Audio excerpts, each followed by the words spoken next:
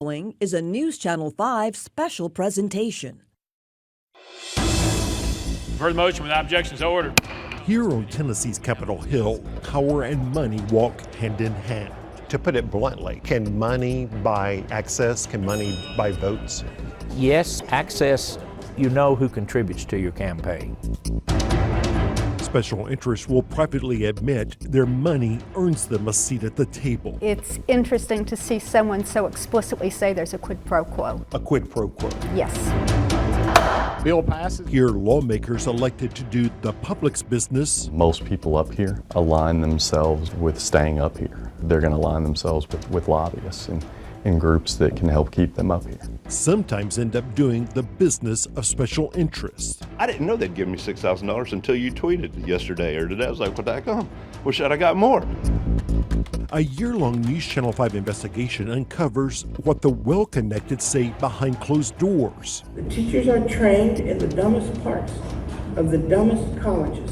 When they don't know anyone is watching. You'll have to talk to other people about their comments. But you were there, sir. That's right. Tonight, the messy reality of Capitol Hill is revealed as NewsChannel 5 investigates. Good evening from the Tennessee State Capitol, a place set on a hill that's supposed to represent the best of the people. But if there's one thing most people agree on these days, it's that our politics are broken. For the next hour, you'll see how Capitol Hill really works. Because in order to fix what's wrong, you first got to see it as it really is. Power is a product that is very important, but it can certainly be badly used and abused. My concern about money in politics is that people who give large amount of money end up getting more attention. Those folks voted for you to be their voice, but they also voted for you to do what is right. The story of the Tennessee General Assembly is a story of power, a story of the powerful and the powerless, a story of those with connections and those without. For more than 30 years, I've investigated the legislature. Can we talk to you about something? When the Democrats were in charge, I investigated Democrats. Have any comment on the ethics report? Not to you. Then the Republicans took control. Hey, Mr. Speaker, can we talk to you about... I'm late for a meeting. Over the years, I've come to realize that the real story often isn't what happens here on the floor of the State House or down the hall at the Senate. Instead, I'm often reminded of that scene from The Wizard of Oz. Do not arouse the wrath of the great and powerful Oz. Pay no attention to that man behind the curtain. Just like in the film, the real story is sometimes who's pulling the levers of government from behind the scenes. They are here advocating for their client. They're not necessarily here advocating for the best interest of the state and for its people. Former Republican Representative Martin Daniels saw firsthand the power of well-financed special interest lobbyists in his 6 years in the State House. That used to be the West Tennessee corner, so that's where the Speaker put me. Democrat Craig Fitzhugh was there for 24. Does the average person have as much access as someone who has a big pocketbook? Well, I don't think so. I think that's always been the case, and it's not changed. Mr. Speaker, I move that the Senate adjourn until... Take, for example, the first day of this year's legislative session. It's a proper motion. You done. Business on the House and Senate floors wrapped up after just 20 minutes. As night fell, lawmakers reconvened at the Tennessee State Museum for a private reception, where tables of food were free along with the wine and liquor, just one of the perks of power. Hi, I was just asking if there was anyone we could talk to ask permission. While the public was shut out. No, they're not letting no news in tonight at the private event. Inside, special interests cozied up to your lawmakers, even to the governor. The tab, a whopping $65,000, was picked up by the Tennessee Chamber of Commerce and Industry, along with some of the state's largest corporations. Some, like Amazon and FedEx, have received hefty tax breaks. The next night, high atop the downtown Sheraton, our hidden cameras captured another reception offering an incredible view of the setting sun along with free food and free drinks. The tab this time picked up by short-term lenders who rake in tens of millions of dollars every year, charging sometimes exorbitant interest rates to the state's poorest residents. And almost every night, there's some event from some group that wants to curry favor with your lawmakers. I think it's mostly designed to provide access to the legislators for those special interest groups. They're doing it, though, to try to influence legislation. Perhaps subtly, yes, in a subtle manner. You don't see a lot of overt lobbying at those receptions. It's more of a friendship introduction type thing. Whenever a company or a group hires a lobbyist in Tennessee, twice a year they have to report how much they're spending on their lobbying activities. That's what this data is. That data reveals how big money can affect your government. Our findings... It takes my breath away. It really does. Shocked the head of Tennessee's League of Women Voters. Those lobbying entities our investigation discovered spend an estimated $60 million a year hiring lobbyists and waging lobbying campaigns. That's about $300 million over the past 5 years. Obviously, that much of an investment means that somebody thinks that they're getting value out of it. They're not spending the money for no reason. Exactly. Exactly. That money buys access to legislators because those lobbyists are frequently in Cordell Hull building. It buys them awareness as to what's going on. Among the biggest spenders, the state's hospital industry, spending more than $10 million over 5 years. This bill, 672, is a group that Martin Daniel took on, trying to force more competition that he argued could drive prices down. I'm sad to report that this bill has been gen-subbed in the Senate. When you try to propose legislation that that one might think is in the best interest of the state and of its people, you run into well-funded lobbyists who try to persuade legislators otherwise. Does that money give them an unfair advantage? It gives them an advantage. I wouldn't say it's unfair. Among the other big spenders, privatization groups pushing charter schools and school vouchers just under $9 million over the past 5 years. Road builders and their allies who pushed for higher gas taxes a few years back, an estimated $6.2 million. Payday lenders and other companies that make money by lending to the poor, just over $5 million. And the nursing home industry, an estimated $4.8 million on lobbying. One of the senior lobbyist on the Hill told me a few years ago when he came in, the alcohol and tobacco were the two money makers for lobbyists. And now you just read the list. One of them was education. One of them was health care. And why is that? Well, because these issues have become political. Perhaps even more influential than spending on lobbyists are the millions of dollars donated to legislators' political campaigns by special interests. We discovered this brochure from the Tennessee Realtors that says the group's political contributions, quote, earn us a seat at the table. The group's defeat of an impact fee bill was heralded as an example of your realtor PAC dollars at work. All of it legal. It's interesting to see someone so explicitly say there's a quid pro quo. A quid pro quo. Yes, and very clearly. I mean, how else can you put it except money buys you influence? And that's just a distortion of how we think government should be operating. It's now noon, and here at the upscale Jeff Ruby Steakhouse, the Lieutenant Governor is hosting a fundraiser where, according to the invitation, for $1,000 you can have lunch with the man who runs the state Senate.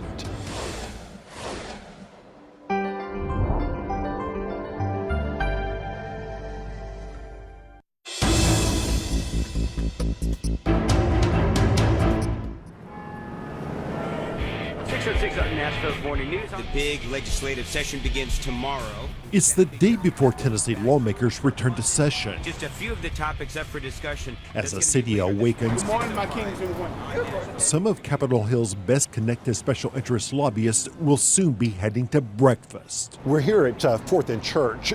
This is a breakfast, but it's not a breakfast for the hungry. It's a breakfast for the powerful. It's an invitation-only event where it will cost you $250 a head just to rub shoulders with the third most powerful man in state government. That man is House Speaker Cameron Sexton. Can we come up and visit in a bit? Well, it's a fundraiser, so. We asked him if we could come up. He said, well, it's a fundraiser. I'm not sure what that means, but we'll find out. But first, we watch as Speaker Sexton is joined by a steady stream of lobbyists. How are you? Doing well, thank you. All of them responding to Sexton's invitation to contribute to his own Political Action Committee, a PAC designed to help keep him and his fellow Republicans in power. Are you here to kiss the ring? No, not at all. Thank you. That was Ryan Haynes, who's the lobbyist for the liquor wholesalers in the state of Tennessee. It's a very powerful group. They control the distribution of all wine and liquor throughout the state. Coming down the sidewalk right now is the lobbyist for the beer industry, so the alcohol industry is well represented here this morning. Because fundraising is banned during session, these pre-session fundraisers have become an annual tradition. That's a lobbyist for the Tennessee Hospital Association and other healthcare clients. These people represent one of the well-financed groups pushing for charter schools and school vouchers, as do these lobbyists who also work for the sports betting industry, along with payday lenders and the state's wine and liquor stores. Well, I've got the invitation, but I don't have the $250. Well, let's see if we can get in. Up on the 20th floor, we step out into a part of Capitol Hill culture the public never sees. The man in the red tie lobbies for a number of clients, including the private prison giant Core Civic and its millions of dollars in state contracts. I'm sorry, sir, gentlemen, this is a private event. You're welcome to be downstairs, but this is a closed event. So the public is not allowed to see what's going on here? Private event, sir. I hope you'll have a blessed day. Thank you so much. Well, I was hoping for a different outcome, but I think that says a lot. Special interest lobbyists are able to stay in the room with the Speaker of the House, but because we had not shelled out $250, we're being kicked to the street. Right after the Speaker's breakfast, lobbyists headed here to 417 Union. It's billed as a lobbyist appreciation breakfast. It's not a fundraiser, but it is FaceTime with the number 2 man in the state Senate. It's now noon, and here at the upscale Jeff Ruby Steakhouse, the Lieutenant Governor is hosting a fundraiser where, according to the invitation, for $1,000 you can have lunch with the man who runs the state Senate. So when people spend $1,000 for lunch with the Lieutenant Governor, what do you think they're expecting? Well, I hope they're not expecting anything. Outside the fundraiser for Lieutenant Governor Randy McNally's PAC, any chance you'll talk to us afterwards? No, I'll have to go get we again spot the liquor lobbyist. That's the beer lobbyist. Lobbyists for Google, as well as a for-profit company that wants to run charter schools. Lobbyists for the state's home builders and contractors. And again, the Core Civic lobbyist. Some people call these shakedowns. Oh, it's just all part of the way it is. the way it is? Just like you're doing your job, we're doing ours. All right. You and I have been around a long time, and people used to call these shakedowns. Yeah. What do you think of that terminology? Well, I think maybe in the older days it was. Unlike back then, McNally insists there's no pressure on those special interests. It's not, quid pro quo. You come to my lunch and I'll take care of it. It's not one of those. It's just, it's just that you have to have money to run campaigns, and they're willing to help you because of your past records. Right now it's 1 o'clock and we've moved 4 blocks, and over there at the 1230 Club, Governor Bill Lee is holding his own pre-session fundraiser. Again, it's invitation only for those who are willing to write the big checks. Legislative session Inside, we hear the governor speaking, but our producer is quickly turned away, told it's a private event. Outside, we spot another lobbyist whose clients include Facebook and the health insurance industry. 6th floor. We soon head back to Capitol Hill. Just a few minutes ago, we got a call from the House Speaker's office. Speaker Sexton will apparently talk to us in just a moment. We've never said you have to give money. Do you think people feel pressured to contribute when they're about to have business before the House? I don't think so. I mean, I think you can make that argument anytime throughout the year if they know that you're in between sessions and you're not having an election. So I don't buy that. But we checked, and in 2018, when Sexton was just a House member, his PAC raked in a measly $26,000. After he took the gavel in 2019, those contributions shot up to $430,000. There's different levels of how people provide support depending on who you are. But does that suggest that people feel pressured to contribute if the person has power? That's a question you can ask the people who give money. I don't think anybody at home, when I do fundraisings, feels pressured. I don't think there's any groups that feel pressure. The biggest thing we do every year is the budget. I'm proposing a funding strategy. As day turns to night, the quest for campaign cash isn't over. Innovative and creative in investing. K-12 education. It's not just about throwing more money at it. A new morning, and the legislature gavels back into session at noon, which leaves just 4 hours left for fundraising. This fundraiser is for the head of the Senate Republican caucus, Senator Ken Yeager. You can see him right here through the window. Again, we're seeing a lot of the same faces over and over, people walking in with checks in hand. The man on the left lobbies for payday giant Advance Financial, the man on the right for the state's broadcast companies. There's also that lobbying team that represents the sports betting industry, payday lenders, and school privatization forces, a lobbyist for the Tennessee Education Association, a lobbyist whose clients include the state's short-term lenders, and a lobbyist whose clients include more school privatization groups and Koch Industries. It's now 8:30, and the legislature's Democrats are having their own fundraiser here inside this downtown high-rise.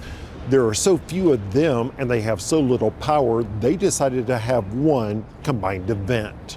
I mean, I think the pre-session fundraiser is something that really developed because we are not allowed to raise money during the session, which is actually a reform that's worthwhile. Well, go ahead. Thank you. Unlike their Republican colleagues, the Democrats welcome us inside. This event hosted by a lobbyist whose clients include the Tennessee Titans. Here you still have special interests dropping off checks, but the size of this event pales by comparison. There are some people who still consider this to be a shakedown. Well, I mean, I don't think people are coming upstairs today to visit with the Democratic caucuses because they feel like it's a shakedown. In fact, Yarbrough says the real money tends to follow the power. Historically, you'll see that special interests support the party in power a lot more. And right now, you've got a supermajority that's very keen on power, and it pays a lot of attention to the people who aren't supporting it. So yeah, I think people do feel pressure to give sometimes. And what goes on here behind closed doors, he argues, isn't good for democracy. Is that you have too many people who don't have to go out and look for support in their community because they can just get it right here in Nashville from the special interest community. I hereby declare the House of Representatives is now in session. I mean, I wouldn't call it money laundering, but it certainly makes it difficult to follow the flow of money. Essentially, they're saying you wash that money through the Political Action Committee and it's clean. Yeah.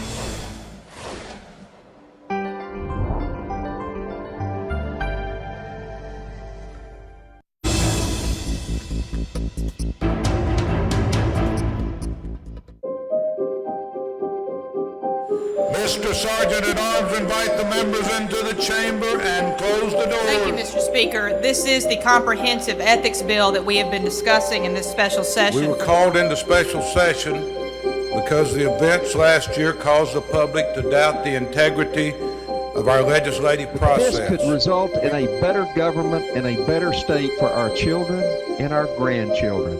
For as long as these walls have stood, we must take a strong stand. for what is ethical and what is good and what is right. Scandal has invariably been followed by promises of reform. The governor of the great state of Tennessee. Committee, please escort the governor forward. In 2006, then Governor Phil Bredesen called for a new relationship between government officials and special interests. On the subject of ethics, it is time for bold action. It was a call for reform that sprang from a legislative bribery scandal and an undercover FBI sting that ensnared several prominent lawmakers. People whose lives and businesses are affected by what we do have the right to employ people to follow legislation, to bring information to the table. But this process needs to be businesslike and arm's length across the conference table in the public committee room. The ethics debate, No lobbyists shall host any event, hinted at big changes. Are we not selling democracy to two classes of people? When the final gavel had sounded, a new law declared no lobbyist shall offer or make any campaign contribution to the governor or any lawmaker, but that would not be the final word. Last year you gave X. Can you give that same amount this year? This is Republican Glenn Cassidy. We found this on YouTube, and it's 5 years after that law was passed. It looks like you're favoring the other side. Can you balance it out? What's interesting is he's essentially admitting to using his position to try to force the teachers union to cough up more money for Republicans. The Democrats do that, the Republicans do that, it's just done. And I actually don't see anything wrong with it. We're trying to raise money. And just before this year's legislative session, we spotted Capitol Hill's top special interest lobbyists scurrying from one fundraiser to another with checks in hand. But this is a closed event. So the public is not allowed to see what's going on here? This is a private event, sir. The big draws, this fundraiser put on by House Speaker Cameron Sexton, you can see him there in the back, and one for the Senate Speaker, Lieutenant Governor Randy McNally. Well, this data shows all contributions to political campaigns. We got this from the state. So after we staked out these fundraisers, we had to wait a couple of weeks for those contributions to show up in this data. That data reveals Speaker Sexton raked in $179,000 in campaign contributions, Lieutenant Governor McNally $140,000, combined more than $320,000, most of it from special interests with business before the legislature. My impression was that the lobbyist giving was out. Democrat Craig Fitzhugh was there for the 2006 debate. Do you think it was just window dressing? No, I don't think so. I think it may have come about through a, lack of a better term, a loophole or what wasn't considered at the time. Here's how it worked. Before 2006, lobbyists could give political contributions directly to lawmakers. But since that was outlawed, some lobbyists figured out they could create a political action committee, put money into that PAC, and call it a contribution not from the lobbyists, but from the PAC, and get away with essentially the same thing. I mean, I wouldn't call it money laundering, but it certainly makes it difficult to follow the flow of money. It's a process that bothers the head of Tennessee's League of Women Voters. Essentially, they're saying you wash that money through the Political Action Committee and it's clean. Yeah, but it's legal. And that's always a problem when we make things legal that we essentially understand are wrong even when they're legal. Confidentially, some Capitol lobbyists admit that as part of their compensation, they sometimes ask their clients to donate money to their political action committees so they have something to give to those whose votes they are trying to influence. These are down payments to be able to come back and get access during the legislative session and eventually get the votes that they want.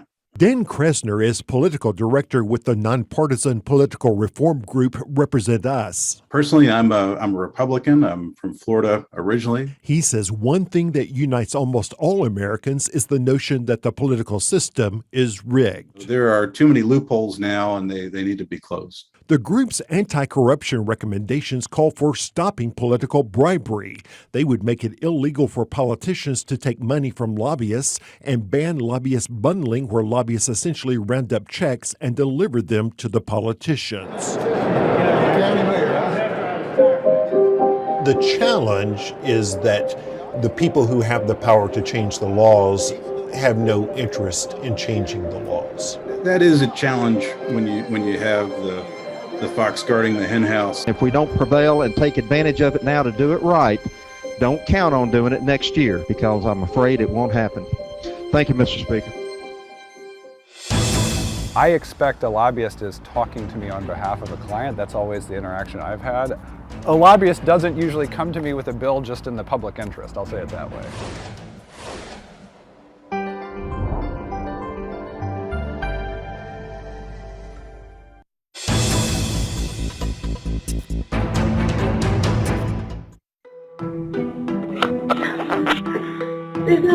You're seeing a couple of renters from the short-term rental that's right next to me. I share a wall with them, trying to get in my front door at 2 o'clock in the morning. Imagine being awakened on a regular basis by the drunken bachelorettes from next door. They were knocking on the door, ringing my Ring doorbell, trying to get in my front door, thinking it was the short-term rental next door. Just one of the inconveniences described by Nashville residents who've watched scenes like this, with once quiet neighborhoods being turned into sometimes crowded party zones. An image that ads for those short-term rentals do nothing to discourage. I have a private terrace at the top of our townhomes, and they've jumped the barrier and been on my private terrace, early in the morning playing music. It's constant. That's why Nashville residents like Tanya Goad worried when Airbnb suddenly began pushing new legislation on Capitol Hill. It's often said that no piece of legislation is ever really dead as long as lawmakers are still in town. Case in point, that amendment pushed by Airbnb to try to limit Nashville's ability to regulate short-term rentals. We are voting to send House Bill 2782 as amended to full commerce. All in favor say aye. On one day, Airbnb suffered a defeat in a House subcommittee. All opposed say no. The noes have it.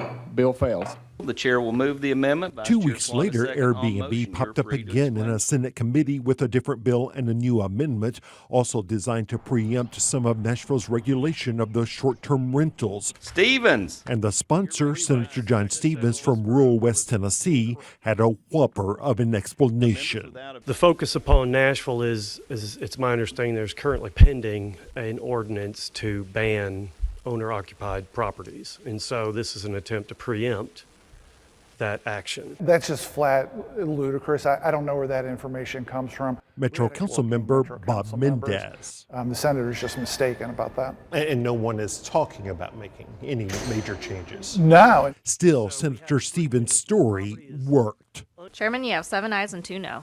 Senate Bill 871 moves committee on calendar.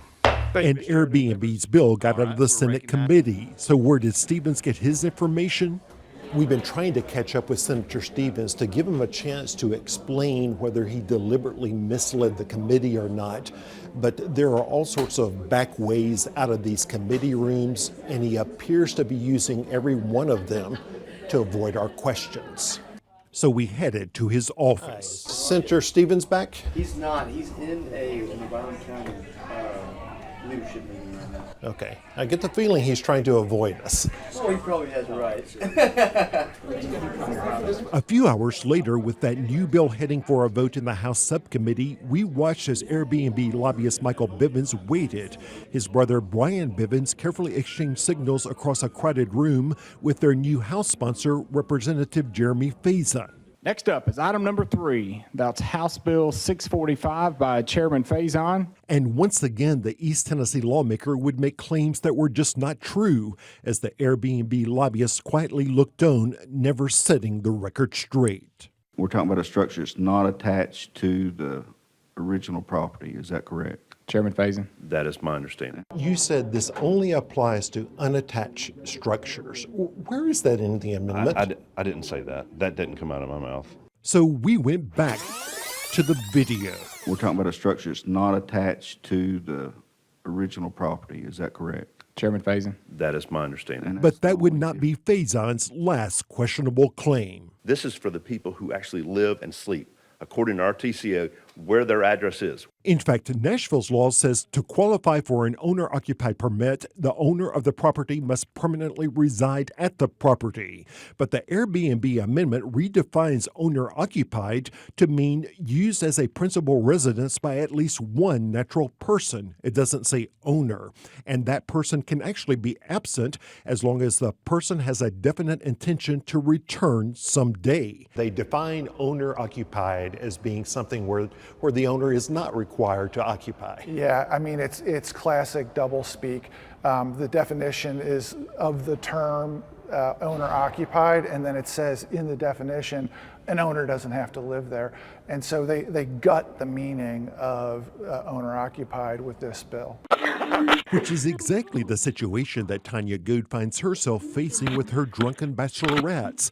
Her neighbor has a permit that claims it's an owner-occupied rental. There's no doubt in your mind he does not live there. He does not live here. The last time I saw his car here was, like I said, over a year ago, and it has out-of-state plates. They're not going to have crazy wild bachelorette parties where you live. This is to rent your mother-in-law suite out or your basement out. Over and over, the sponsor misstated what the Airbnb bill would do to Nashville, which made us wonder, do the company's lobbyists really care as long as it works? Michael, is there any chance we can talk to you about the bill? Not in the least. Okay. Your sponsors have said a lot of things that are not true. Is there no obligation to correct them? Have a good day. How much money have you taken from the Bivens group? Well, I've never taken anything from them. Taken is a strong word, Phil. $6,000 in campaign contributions from their PAC? I didn't know they'd give me $6,000 until you tweeted yesterday or today. I was like, what the heck? Wish I'd have got more. In fact, the Bivens lobbying team was among those we saw hitting the pre-session fundraisers hosted by Republican leaders right before they got ready to do the public's business. Jeremy Faison heads the House Republican caucus. The Bivens group helps raise money for your caucus. Absolutely. And what does it say that you're turning to people who are trying to influence you and for campaign contributions? Who's trying to influence me? You don't think they're giving you thousands of dollars to try to influence you? So you didn't hear what I said a minute ago. I have no clue who gives me money. Members, do we have any other questions for the sponsor of the bill? Watch and listen to what happened next. All in favor say aye. All opposed say no. No. The ayes have it. In your mind, does this show how the culture of Capitol Hill affects ordinary Tennesseans? Absolutely. It's unfortunate that Nashville has to be on the bad end of that relationship. The ayes have it. Sir, your bill is on its way to full commerce. All those in favor say aye. Opposed, nay. Nay. You have committee chairs single-handedly deciding whether bills live or die. Is that democracy? I don't think they single-handedly do that.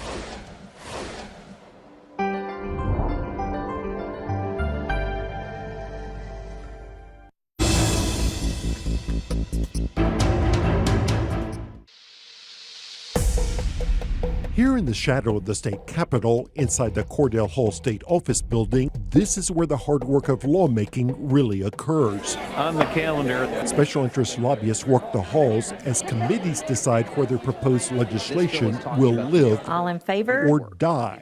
Bill passes. Most of the time, the intent of the legislation is clear.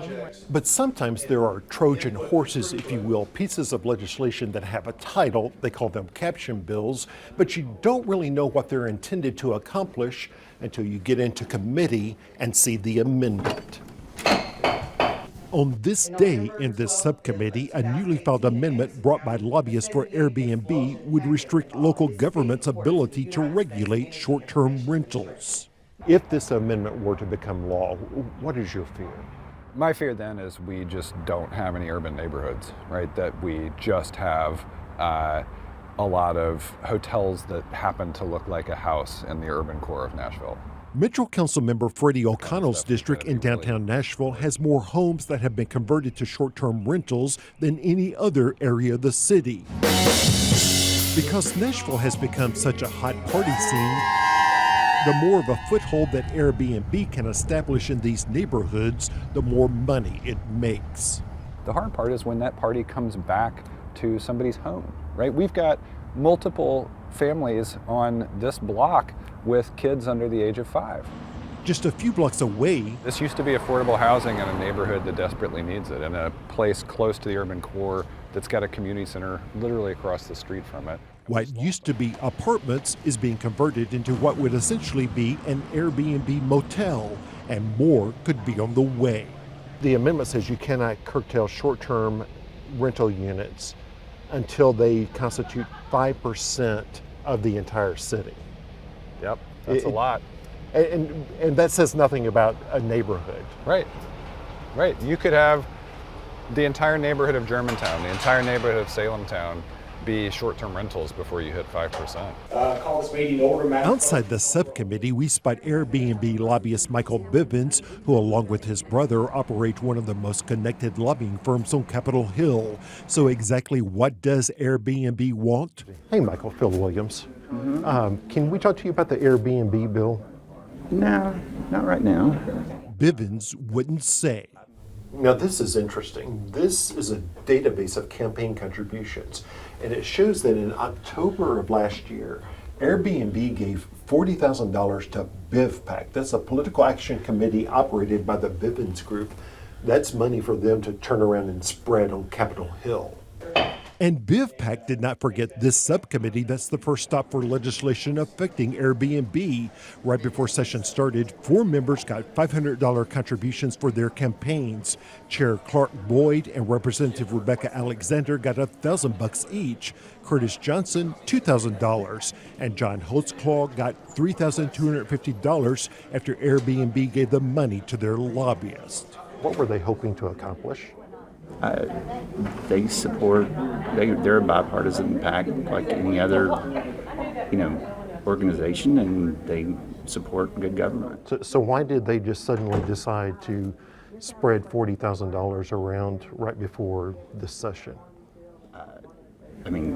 All kinds of groups that address state government do that all the time. That's not unusual. That they were not trying to influence the votes on this legislation? No, sir. On this day, there would be no vote, but the Airbnb lobbyists would be back. So the last time they tried it, they ran into a procedural problem with the bill they had chosen. So they've come up with another caption bill, and they're going to try it again. Members, I'm here today to talk about private property rights, and as they pertain to short-term rentals. This time, Representative Michael Curcio of Dixon had a bill to which he agreed to attach the Airbnb amendment. Right behind us, the entire Bivens team was in place as Republican Jason Zachary from Knoxville gave voice to what many had whispered, that the bill was really aimed at Nashville. So to now come in with a bill that's targeted at Davidson and Nashville, to then come in and say that has statewide application. And Zachary noted that Curcio was targeting communities where he does not have to worry about the effects of Airbnb's business. This is another case of a piece of legislation being brought that's targeting a particular area that's brought by a legislator in which it doesn't impact. And so that frustrates me. But when we pressed Curcio on the backstory, who brought you this bill? What do you mean? Did the Bivens brothers bring you this bill? I have worked with them on the bill. They support it, I believe. He claimed to be confused about why the lobbyists were so interested in his bill. I'm working with the Bivens Group on it. But again... And they represent Airbnb. That I don't know. I'd have to look at the registry, but... I expect a lobbyist is talking to me on behalf of a client. That's always the interaction I've had. A lobbyist doesn't usually come to me with a bill just in the public interest, I'll say it that way. Asked at one point by the subcommittee to interpret the amendment, it doesn't seem to me, and I don't think it's our intention, I could be wrong. Curcio looked to the Airbnb lobbyist for his answer. It's the same lobbyist whose PAC has handed out $283,000 in campaign contributions over the past 5 years to the people they're trying to influence. Curcio got $4,000. Do you understand that some people may think it's untoward to take money from a lobbyist and then turn around and sponsor legislation for that lobbyist? Well, I know you're familiar with our campaign finance laws. We can't accept a contribution from a lobbyist. But you do take contributions from lobbyist PACs. Absolutely. So what's the difference? Well, it's not their money. In fact, ethics reform groups say it's all the same, that lobbyists should be prohibited from delivering campaign cash in any form to the people they're trying to influence.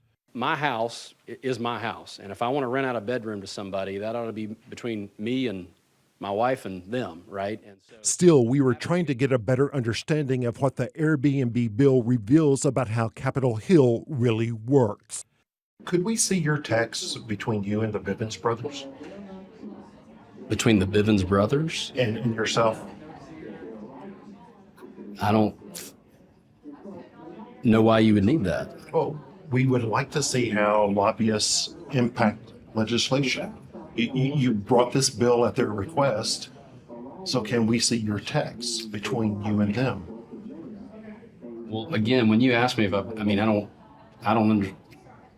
I know you've got a job to do. I don't understand the point of this last thing. All opposed say no. No. On this day, with our cameras present, the bill was ruled to have failed on a voice vote, but it could still be brought back. As for those texts, Curcio made it clear how he conducts the public's business was none of our business. Why would I let you see my phone?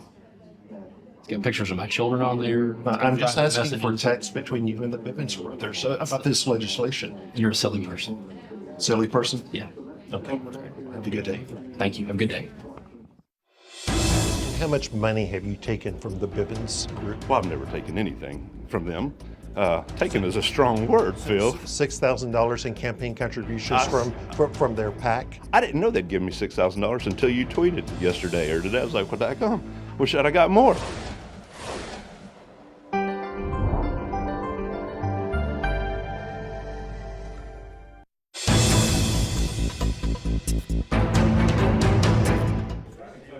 Got a proper motion and second. All those in favor of the amendment, say aye. How one views democracy in Tennessee's General Assembly depends in part upon where you sit. Senator Crow votes no. In committee on the Senate side, Senator Kelsey votes aye. committee members themselves decide whether bills live or die.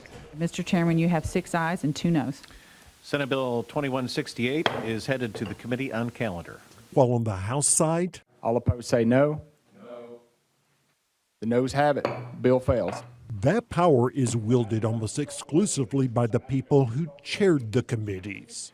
Bill passes. It's on its way to full commerce. This is not democracy, as far as I'm concerned. And Democrat Gloria Johnson Democracy is dead here in Tennessee as it stands right now. and House Democratic Caucus Chair Vincent Dixie are not alone in their concerns. Is this system broken? The amendment system? Absolutely. This is where we need transparency. It was a process we saw play out in real time this session as we watched seemingly innocuous bills being amended in committee to make dramatic changes. Tori Venable represents the libertarian group Americans for Prosperity. This voice vote thing, we've seen plenty of committees. I'm sure you did a piece on that Airbnb one where it sounded one way and it went another way. All in favor say aye. All opposed say no. No. The ayes have it. You have committee chairs single-handedly deciding whether bills live or die. Is that democracy? I don't think they single-handedly do that. While House Speaker Cameron Sexton insists he doesn't see a problem, we had watched it happen again and again. Let's put Tennessee in line with the Constitution. Here, a bill to require state election officials to simply study the possible use of student IDs by college students to vote was gavelled dead by Murfreesboro Republican Tim Rudd. All those in favor, say aye. Aye. Opposed, nay. Nay.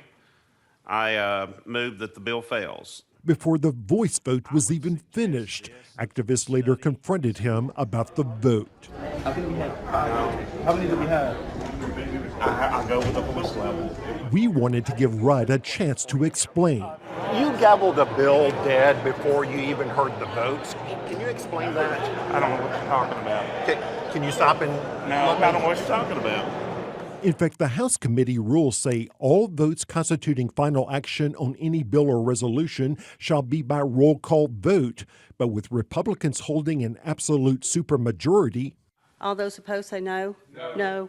The noes have it. I'm sorry, Bill Phelps. there's no one to actually make them follow the rules. What I hear you saying is they're just making up these rules as they go along. You heard me correctly. What we're experiencing now is really just an abuse of power. They have so much power and they don't know how to wield it. And when those voice votes occur, legislative cameras focus on the chair. All those in favor say aye. Aye. Those opposed? No. The noes prevail. So the public cannot see how the members vote. People are paying more and more attention these days, and they are trying to hide what they are doing up here. The House Speaker downplayed those concerns. I think what you have is you have a process where the sponsor of any legislation in the House, when they're standing up there, can request a roll call vote. Chairman Dixie, you're recognized on your bill, 2489. Thank you, Mr. Chairman. And before I start, I'd like to request a roll call vote. I'm sorry we won't be able to do that because we've already voted on the amendment. Yet here in the House Local Government Committee, Vincent Dixie's request for a roll call vote was denied because, according to the chair, the committee had already voted to add a technical amendment to the bill. That bill, drafted by area high school students, would simply have required schools to inform 18-year-olds how they could register to vote. So I asked for a roll call vote because I wanted people to see the obstacles that we face here on a daily basis. In fact, the House rules also say a roll call vote shall be taken at the request of the sponsor of the bill or resolution under consideration prior to any vote. The Republicans reinterpret that as prior to any votes of any kind being taken. The rules say you can ask for a roll call before any vote. Before any vote is taken. That's not what the rules say. I would have to refer you to the clerk. And when it came time to vote, All in favor, please say aye. Aye. Opposed, no. No. So what did the students hear? It sounded like yes. It sounded like the yeas have it. Noes have it. The situation you're describing means these committee chairs are extremely powerful. Yes. More powerful than they've ever been. And they definitely have a plan of what's going to happen. This is an untimely amendment, so I need a motion to take this up. In fact, we were in that same committee 2 weeks later as it considered a campaign finance bill pushed by the Speaker himself. And Chairman John Crawford allowed the committee to adopt a late filed amendment most people had never seen. All in favor, please say aye. Aye. Opposed, no. The amendment is accepted. But go back to Vincent Dixie's school voting bill. Okay, I do see that this amendment is untimely, so we will not be accepting that amendment. There, You will Crawford have to ruled run that the your- Nashville Democrat could not present a late filed amendment meant to clarify his bill. But if somebody makes a motion, again, to, take it up, and it gets a second, then I don't have a choice but to take it to a vote. But when that came up with Representative Dixie's bill, do we have an opportunity to vote the untimely amendment up or down? I know in some committees we do that. you said that there was no way for that amendment to be considered. Representative Miller, I know it's been done in other committees, but we've not accepted an untimely filed amendment, and I'm not going to start today. Well, I said we don't take up untimely filed amendments. We hadn't taken any up to that point all year long. They absolutely have too much power, change the rules as it suits them. It looks like we have an untimely filed amendment, so without objection, we will move to consider. Without objection, so moved. In fact, we saw other committees readily accepting late filed amendments the public had never seen, which is exactly what happened with the Speaker's campaign finance bill. How can you expect someone to vote on something when they haven't read it? Vote on it to know what's in it? And you think that is deliberate? I absolutely think it's deliberate. It's a way to keep the public from knowing what they're doing until it's been voted on. The ayes have it. House Bill 2143 will move to full finance. And those were just some of the revelations from our year-long investigation of Capitol Hill. We also revealed a so-called billion-dollar bill designed to give one politically connected company a piece of the action of the state's $12 billion TennCare health insurance program.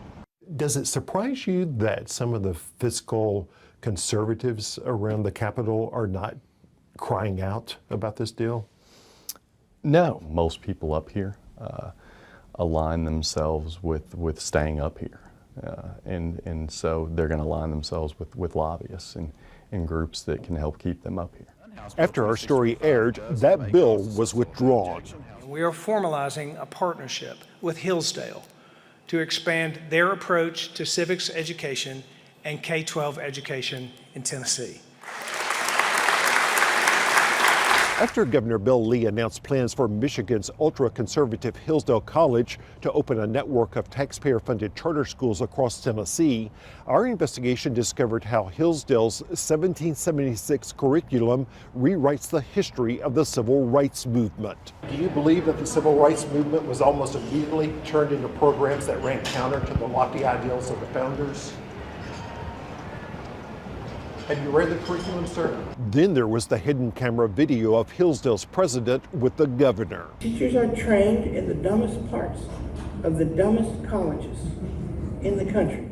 Those comments ignited a political firestorm. But you were there, sir. That's right. And I made comments. And you didn't speak up. That's right.